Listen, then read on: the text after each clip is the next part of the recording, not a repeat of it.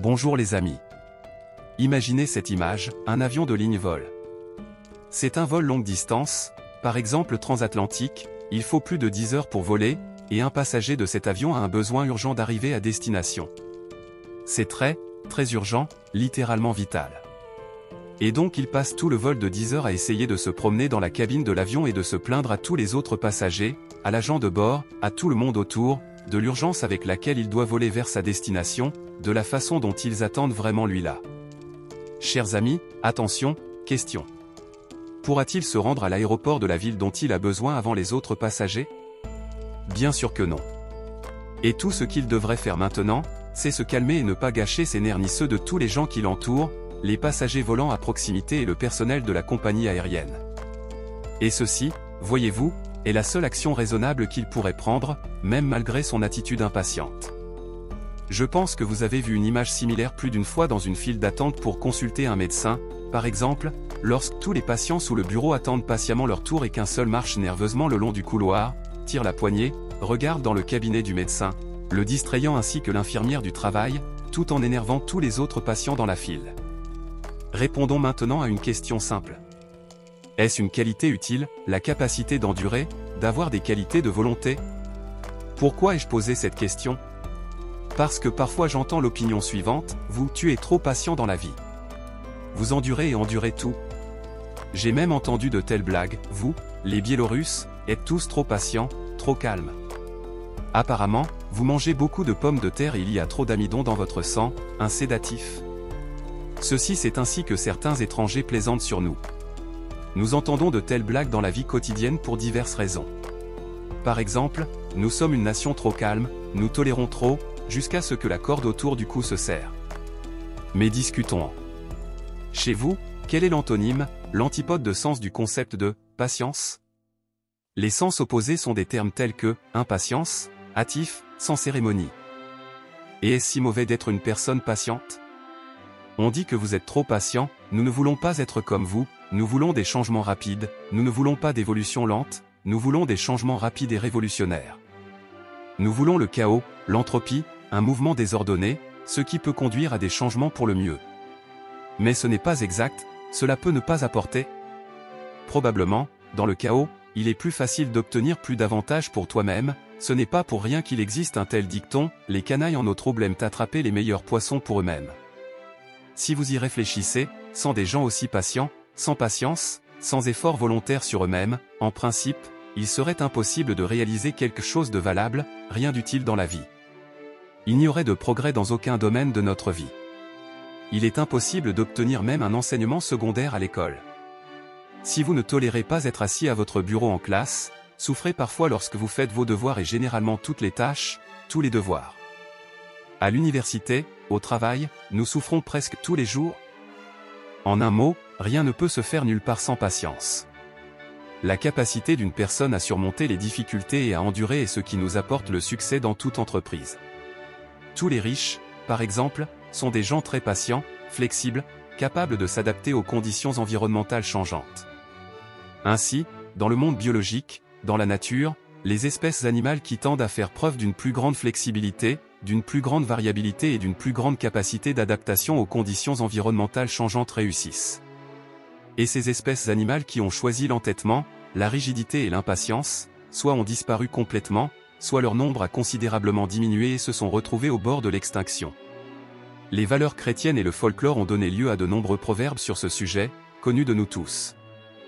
Je citerai seulement quelques dictons des cultures biélorusses et russes, la patience et le travail vaincra tout, vous devez avoir de la patience pour chaque désir, Dieu a enduré et nous a dit d'endurer.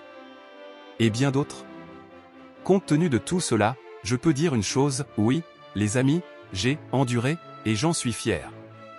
Vous ne pourrez pas m'insulter ni m'insulter toute personne raisonnable en me traitant de trop patient, en vous traitant de « connard », même dans un sens aussi négatif de ce concept, avec une connotation négative. On dit que vous êtes un perdant et tout le monde ne montera qu'à votre cou, les jambes pendantes. Mais pour ceux qui comprennent les gens, la patience est un signe de décence. La capacité de tolérer ses proches est une vertu, mais les étrangers et les méchants, bien sûr, doivent toujours être repoussés. Être plutôt gentil, mais pas gentil. La patience et la patience excessive sont probablement deux concepts complètement différents, ils ont acquis des connotations émotionnelles différentes. Mais, voyez-vous, ils sont très proches et liés l'un à l'autre. Je vous suggère de spéculer sur ce sujet et de réfléchir au genre de personnes que nous aimerions voir autour de nous. Débridés, impatients, durs, résolvant tous les problèmes à la hâte, rapidement? Ou toujours patients, modérés, capables de ne pas couper de l'épaule, mais tout pèse bien. Dans sa vidéo intitulée « Comment reconnaître une personne honnête ?» Une façon d'éliminer les mauvaises personnes, j'ai parlé des concepts clés d'estime de soi et d'intégrité. Ainsi, la patience, la capacité d'endurer sont la qualité la plus importante d'une personne décente. La vie ne tourne pas autour de nous, nous ne sommes pas le centre de la Terre, et parfois nous devons délibérément réduire notre fierté, parfois même abaisser notre estime de soi. Accepter ces adversités, ces épreuves, ces événements, nous semble-t-il, désagréables dans nos vies, et acceptez-les avec dignité et patience. En acceptant la thèse simple selon laquelle, tout ce qui arrive dans la vie est pour le mieux, nous pouvons être des personnes vraiment heureuses. Si vous avez raté le bus et n'avez pas eu le temps d'arriver tôt à la maison, vous devriez vous dire, c'est pour le mieux. Je vais faire une promenade, c'est bon pour la santé. Vous avez raté le virage à droite à une intersection? Réjouir. Peut-être qu'une puissance supérieure vous protège d'un accident dangereux, qui vous attendrait certainement si vous conduisiez comme vous l'aviez initialement prévu. Votre petit ami ou votre petite amie vous a largué? C'est donc merveilleux. Cela signifie que des puissances supérieures vous protègent d'une mauvaise famille à l'avenir, d'un mauvais sort et d'une mauvaise vie. Cela vaut la peine de chercher une autre personne pour une relation étroite. Cela vaut la peine de trouver le véritable amour, et non le désespoir. Cela signifie que le passé n'était pas le vôtre. N'oubliez pas que seul le patient sera récompensé. Il en va de même pour les affaires et la création de carrière. Connaissez-vous la différence entre un mauvais chasseur et un bon?